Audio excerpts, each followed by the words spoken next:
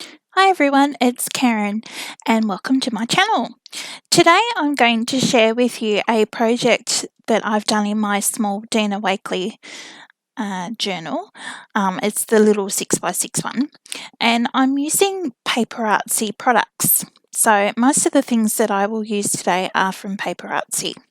So to start off with, I've picked out a few of the Fresco finish chalk acrylic paints, and the colours that I've got there are Candy Floss, Cerise, Double Denim, Summer Sky, Forget Me Not, and Moonlight.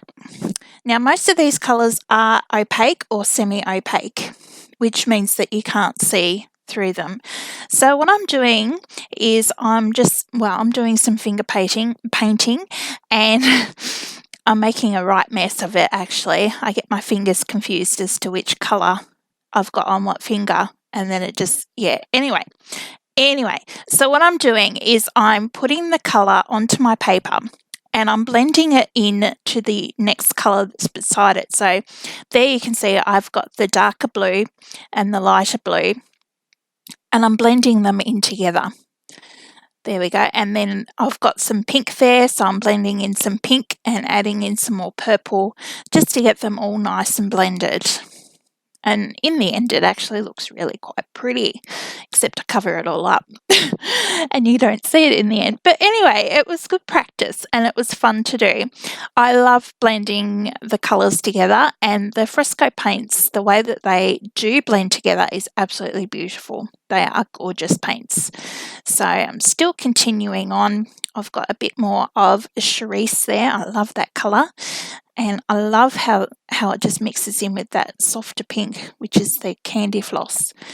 Adding in a bit more purple. Yep, got my colours mixed up on my fingers. So, yeah, all good fun. So what I'm trying to do is actually put the colours down in a figure 8 pattern. And that just allows the paint to blend in a little bit easier rather than doing circles. The figure 8 does actually work quite well. And that's a tip that I learnt from Tracy Scott when she come to visit here in Devonport. So yeah, she likes to do her finger painting in figure 8s to help blend it out and add the next colour in as well. So it was a good technique and I really enjoyed it. So here I am adding in some other colours, running out of the blue. It does take a little while to do, but it is actually worth the effort, I think. I really love how it turns out.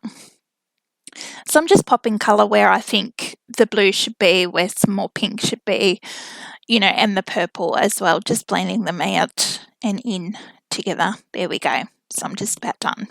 I think I am done. Yep, almost. Here we go. I'm wiping my fingers now. I'm done. So, yeah, so it actually looks really good.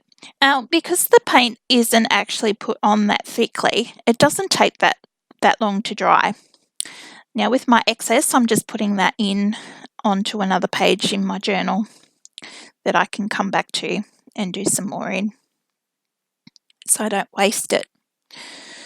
So, as I said, because I've put the paint on quite thinly, it really doesn't take too long to dry, which is really good. So you can stamp on it and stencil and all the rest of it pretty much straight away. But today what I'm going to use is some Grunge paste. Now, Grunge paste is also from Paperartsy, and basically it's like a texture paste. It's quite runny.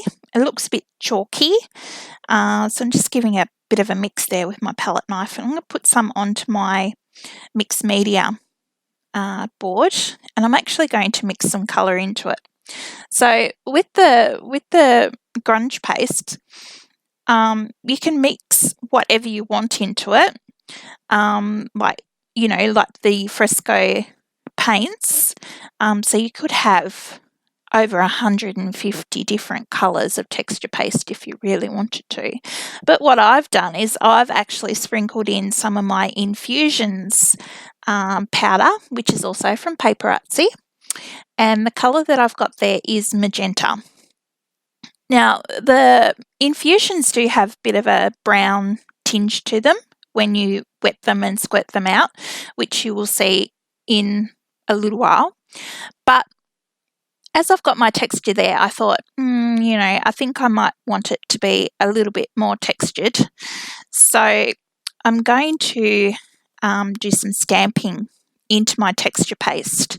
So I'm grabbing a stamp from, it's actually a Tracy Scott stamp, and from one of her sets. I will put the description of all the stamps that I use in the description box. And what I'm doing is I've just wet the stamp and I'm just pressing it into my grunge paste, and it's indenting the image of the stamp into the texture paste. So that's actually really cool. So my texture paste has got all these fancy little leaves on it, and they've got little rings on them as well now. So that's going to look really quite interesting, I think, when it's dry. So I'm just going to dry that off there, and I'm thinking, what am I going to do with the other side? Will I do the same, or will I do the same kind of pattern but not stamp into it? Or, big decisions. There's no actual plan when I do start my art journaling. It just evolves. So I've decided to do some more. So I'm going to mix up some more of my grunge paste and my Infusions mix. The colour pretty much comes out the same. It's probably a little bit lighter than what it was on the other side, but it doesn't matter because I'm going to sprinkle more over the top to blend all the colours and everything in together. So I did wash my stencil before I started again because it is a little bit messy, the paste, and I didn't want to transfer it over too far. So this time I'm not going to stamp into my grunge paste. I'm going to leave it to dry as it is. It's actually quite rough. So on one side you will be able to see some little rings, but on the other it's just going to be rough and rugged. So I've just gone off to wash my stencil to get all that stuff off before it sets, because I don't want to wreck my stencil. It's very important that you do that you wash your stencil, especially when you're using pastes and gels and things like that. You don't want to have those dried onto your stencil, because then that's pretty much the end of your stencil. It's okay with paints and stuff. Like, you see plenty of people not wiping or cleaning their stencils, but I like to. So now I'm just giving it another dry. The grunge paste doesn't actually take too long to dry with the heat gun. And the other thing is, I noticed that it didn't bubble up, which some pastes and gel pastes tend to do when you heat them with the heat gun. So I was quite happy with that. So now, once I've got it dry, what I've done, I've just spritzed it with a bit of water, and now I'm sprinkling on some more of my Infusions.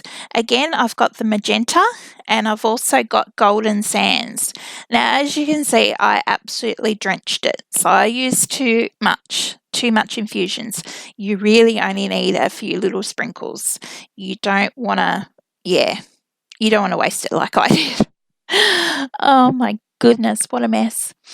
But as you can see, the colour is so vibrant, and it also has that brown tinge into it, so it looks quite antiqued, and I really love how it come out.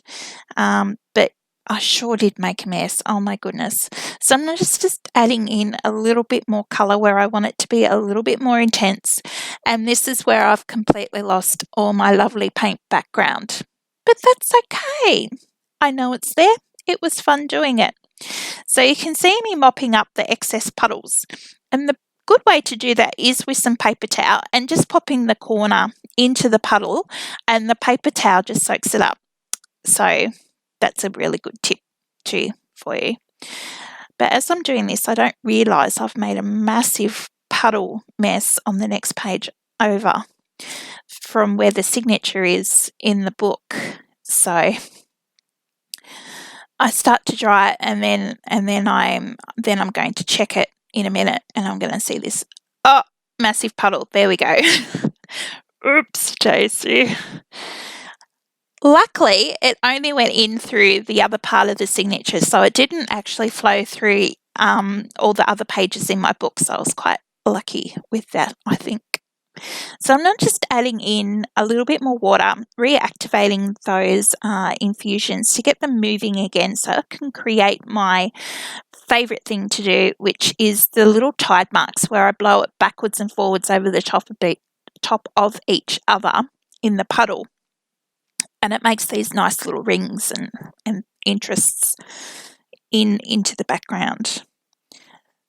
So, yeah, just continuing on, using the heat gun as I go to help dry it, help speed it up. It was actually quite a cold day when I started doing this, so it ended up taking quite a while actually. But luckily with my GoPro I can speed up the video process for you, so you know it's not so long, and hopefully I'm entertaining you and it's not too boring. But as you can see, I'm just continuing on, just intensifying those colours where I really, because I love the magenta and I really want that to be nice and bright. So I'm adding that in, and a little bit more of the golden sands, which actually turns out to be a little bit more brown than what I thought, but that could just be because of the background colours that are underneath it. Yeah, so it's looking really cool actually, and here you can see that puddle down the bottom there that I'm just going to blow backwards and forwards, moving my heat gun around so I don't end up scorching my paper.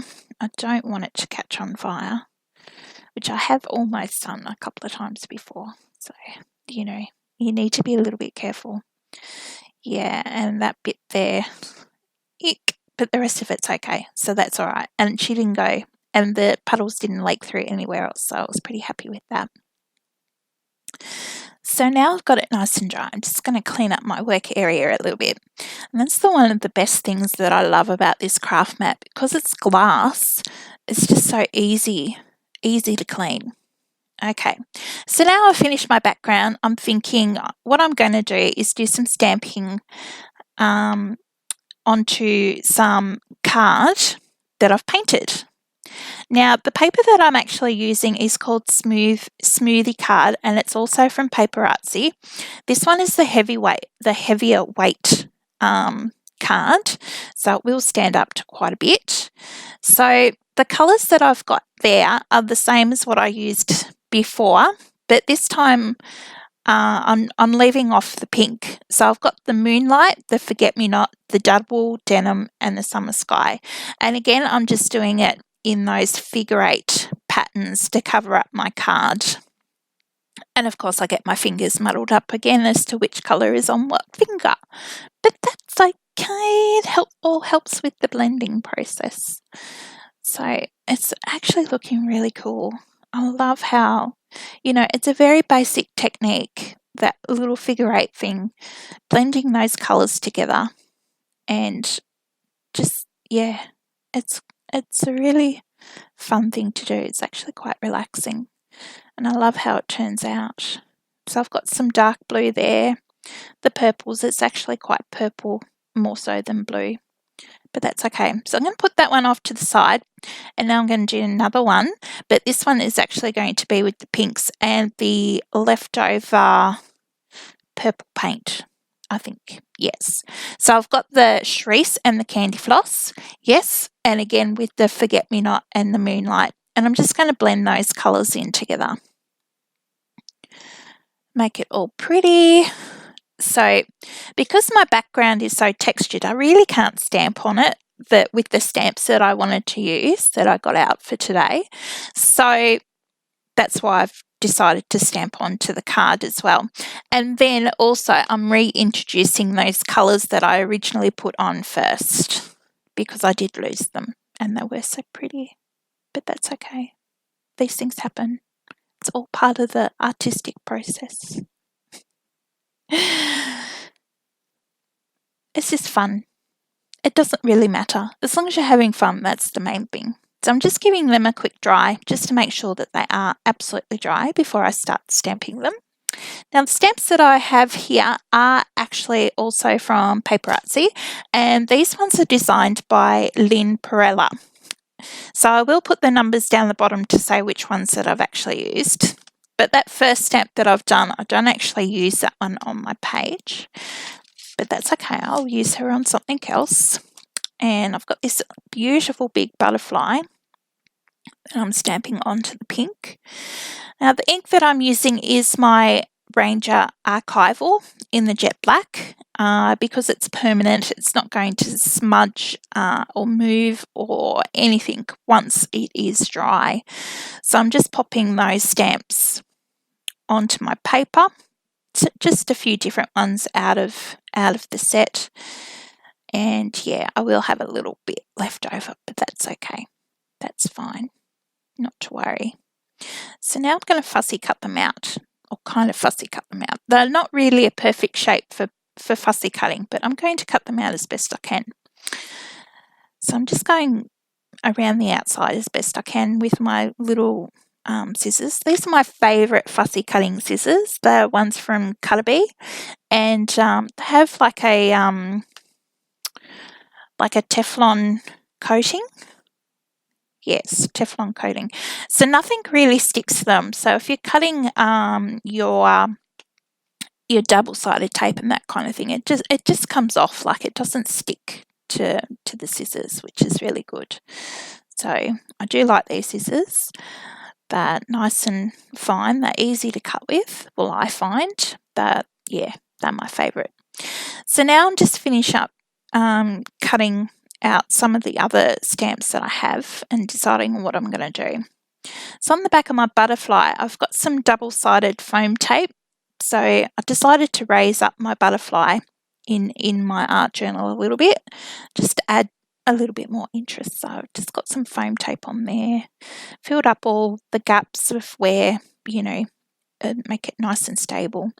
And I've got the little stamp there with the three ladies' heads on it. So I'm just going to pop that through the middle as well, because I think that looks really cool. So to add in a little bit more interest onto my background around my images, I've got my white Posca pen, and I'm just going around those leaves. So I'm going to do the other page here, and I think it actually brings out the background, and it really makes those leaves stand out more, especially from when, like, it was mixed with the grunge paste and the magenta infusions, and then I've put more over the top. But by putting that white Posca pen around the actual grunge paste, I think it really popped. So the other thing that I've got there is just some Prima Wax. It's a bright gold. I don't know if we can actually still get it here in Australia. It's quite a flammable one. I know that we ordered it at Bev's Cross Crafts, and then we weren't allowed to order it ever again. So that was a bit sad. It is a nice wax, but there's plenty of other Finnabar waxes that you could use as well. So the other thing that I've got there in my hand is a new Posca pen in the new colours. I got the new pastels the other day. So the colours that I'm using are Coral Pink, Aqua Green, and Lavender. And they're really nice, really nice. I do like those. The other thing that I've got there is I've found my Tim Holtz, what are they? Word chips. So I've just peeled the majority of the cardboard off the back of those so they're not so fat. And I'm going to stick those in as well. So on the back of my other stamped image, what I've done is I've just glued it down with some art glitter glue. I didn't put any foam tape on the back of that one. Because it was starting to curl a little bit, I've just weighted it down with an acrylic block. So when I put those on, it was like, gee, those white word chips really stand out. So I grabbed my Tim Holtz ground Espresso archival ink, and I've got my little dauber, and I've just gone over the top of those just to dull them down a little bit and help them to blend in with the other browns that are in the background. So I'm just doing a few little doodles, highlighting some of the little things that are in the images with my new Posca pens. A little bit of the white help make a pop. And now I've got my gold, which is almost run out, my golden gold paint gone around the outside. And now the last thing that I'm going to do is my Stabilo oil pencil around my images. I'm going to wet my paintbrush and get that colour moving a little bit again, and it's just to make my stamps stand out from the end. And the little word that I wrote there was "end." So it's believe in yourself and collect beautiful moments. So thank you for watching my video today. Please like and subscribe.